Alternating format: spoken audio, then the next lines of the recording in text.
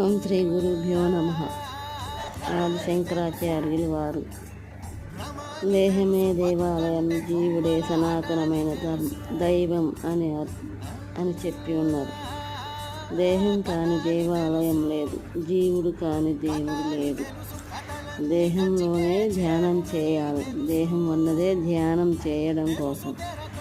దేహం లేకపోతే ధ్యానం ఎక్కడ చేస్తాం? దేహం నశించిన తర్వాత జీవుడు పైలోకాలకు వెళ్ళిపోయిన తర్వాత అక్కడ లబలబ కొట్టుకోవాలి. అక్కడ దేహం లేదు కనుక ధ్యానం చేయలేదు. అప్పుడు చేయగలిగింది మరో జన్మ కోసం నిరీక్షణ ఒక్కటే. దేహం ధ్యానం కోసమే అని సదా జ్ఞప్తిలో ఉంచుకుందాం. ధ్యానం వల్లనే జీవుడు దేవుడు అవుతాడు. శివాయ గురవే నమః.